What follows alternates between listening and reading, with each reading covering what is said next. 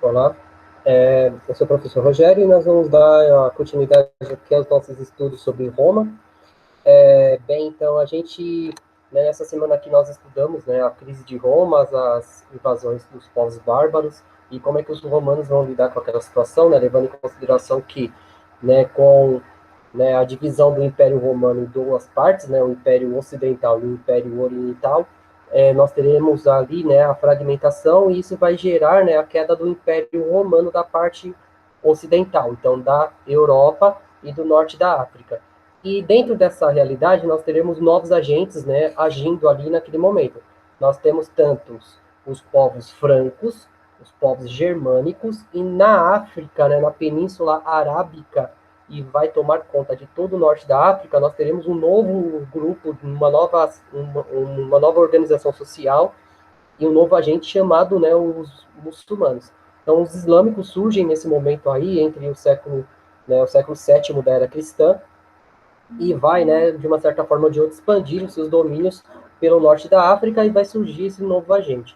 Bem, então, quando nós falamos em povos francos, né, então o povo franco, de uma certa forma ou de outra, ele vai ter, né, origem na Europa, né, então a gente vai ver quem são esses povos francos, né, que se nós olharmos para hoje, eles ocupavam o território da atual França, né, então quem são esses povos francos, né, então, né, e o que eles vão, né, colaborar ali para o período que nós vamos chamar de feudalismo, né, mas, assim, a primeira coisa que nós vamos, né, determinar aí, então nós vamos falar um pouquinho aqui do grupo, do módulo 78, então, os povos europeus e os reinos francos. Então, quando nós falamos em reino franco, né, então, os reinos francos, então, os germânicos invadiram o Império Romano e ali se fixaram formando reinos. Então, a vida desses povos caracterizava-se, né, de guerras constantes, por isso, o cargo de rei e de general comandante, né, fundiam-se em uma só pessoa. Então, no caso, quando o Império Romano ele chegou no seu auge, né, então, quando ele dominou toda a bacia do mar Mediterrâneo, que a gente já falou sobre isso hoje, então, assim, o que vai surgir? Vai surgir né, a figura de um rei chamado, né, de um político chamado, né, general. Né? Então, ele vai, né, tomar conta daquela província, daquela região.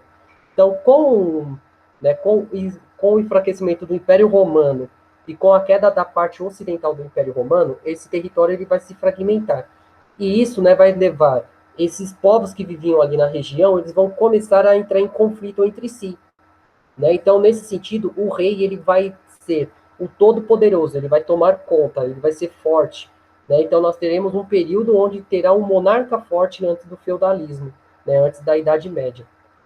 Então, com isso, né, esse rei ele vai tomar conta, né, de todos os poderes ali da região. Então, quando nós falamos em reino, em povos que viviam ali, então nós temos aqui no caso, né, dos atuais países, né, das origens, né, desses países que tiveram influência dos povos germânicos. No caso aí, a parte rosa aqui de cima e a parte roxa, eles eram controlados né, pela questão do anglo-saxão que vai dar origem, né, à questão aqui da Inglaterra. A parte roxa aqui é a parte dos francos, né, que vai dar origem, né, à França. O reino ostrogodo, que é a parte aqui da Itália, né, e os visigodos, que é a parte aqui de Portugal e da Espanha, né, levando em consideração, né, que com o enfraquecimento do Império Romano e com a expansão islâmica, a Península Ibérica será dominada né, pelos muçulmanos. Mas nós vamos focar a nossa visão aqui nos reinos francos. Então, esse povo que tinha vários deuses, né, que representavam uma força da natureza, então a guerra era um meio de vida, né, de todos os reinos germânicos, né, constituídos na Europa durante o século V, cabe destacar os reinos francos. Né? Então, o reino franco que está aqui ao norte da França, ele é um reino que vai mais ter, né, que vai ter uma influência maior ali na Europa por conta de uma questão importante, que é quando o Carlos Magno ele vai se converter ao cristianismo, que nós vamos ver, né, na semana que vem, o império, né, a dinastia carolíngia, né? Então nós vamos falar um pouquinho aqui. Bem, então, o Reino Franco, né? Então o Reino Franco ele foi responsável pela unificação política das tribos francas, né? Foi Clovis que fundou a dinastia Merovíngia, né, em homenagem, né, ao seu avô. Então o Clovis, né, que vai ser o primeiro rei né, franco, ele vai conseguir unificar todas as tribos, né? Então, no caso, o povo franco, ele não era um povo unido, né? Então, eles vão conseguir, né, unir todas essas tribos e ele vai dar o nome de dinastia Merovíndia, em homenagem ao seu avô, o Meroveu, que foi um dos reis mais importantes ali da região durante o Império Romano. Então, em 496, o Clovis, né, converteu-se ao cristianismo e com ele foram também batizados 3.000 guerreiros na cidade de, né, Reims. Né, com o batismo em massa, né, o Clovis conquistou o apoio da igreja contra os outros povos bárbaros e fortaleceu o seu poder político, que garantiu a expansão do Reino Franco. Bem, então, a questão do cristianismo, que já tinha ganhado importância durante o Império Romano, mas quando o Império Romano cai, o Império Romano Ocidental, a Igreja Católica ela vai ter um papel fundamental para a organização política desses territórios.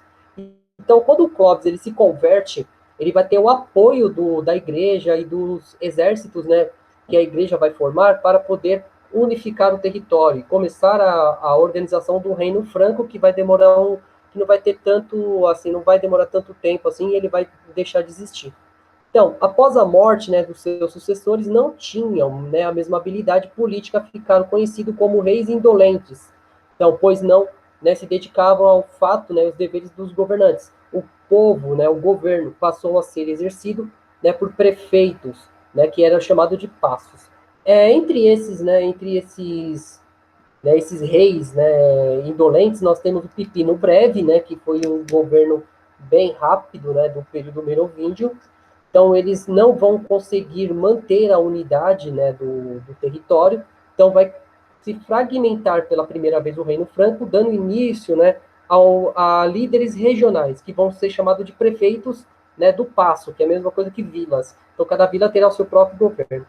Então, em 772, 32, terá a chegada ao trono, né, do Carlos Martel, né, um prefeito passo, né, então, que venceu os muçulmanos que estavam no processo de expansão na conquista do território na Europa, chamado de Batalha de Poitiers, né, então a qual, né, teve grande importância porque impediu a entrada dos muçulmanos, né, em Pirineus, né, então os Pirineus, cadeias de montanhas situada, né, entre a França e a Espanha. Com essa vitória, seu poder aumentou e o enfraquecimento ainda maior do poder real. Então, o rei, né, o rei merovíndio, né, ele tinha os seus poderes limitados, né, por conta desses líderes regionais, mas quando, no caso aí, o Carlos Martel, ele vence os muçulmanos no Pirineu, né, então isso vai fazer com que a sua força seja cada vez maior, em contrapartida, né, ele vai se tornar um dos maiores líderes ali na região e vai dar o final, né, da dinastia merovíndia. Então, quando nós falamos em, né, dinastia carolíngia, então, após a morte de Carlos Martel, seu filho Pipino Breve, né, assumiu o cargo, né, derrotado pelos lombardos na Itália, então doando terras conquistadas pela igreja, né, então as terras serão doadas pela igreja, então com isso eles vão se tornar cada vez mais importantes. Então essas terras ficaram conhecidas como patrimônio de São Pedro, né, sobre a autoridade exclusiva do Papa.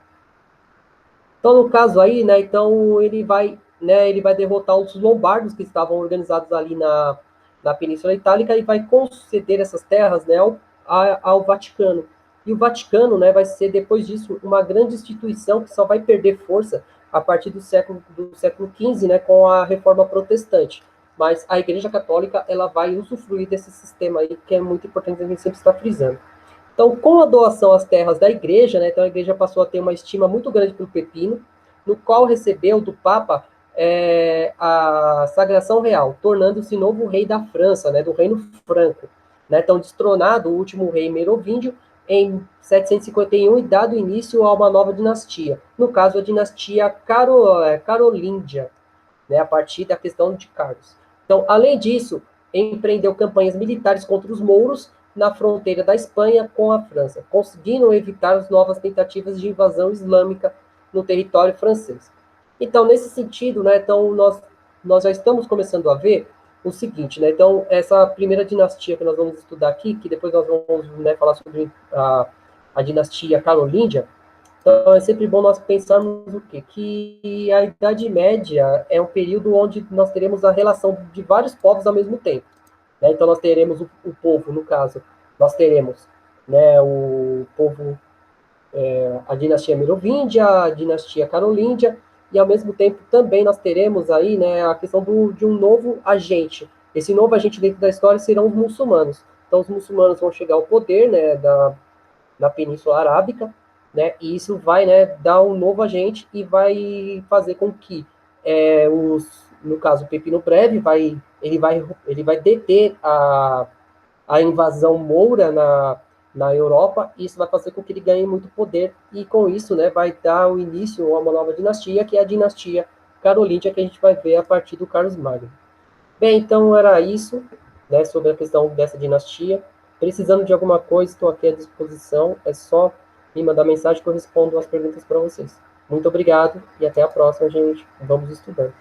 Muito obrigado.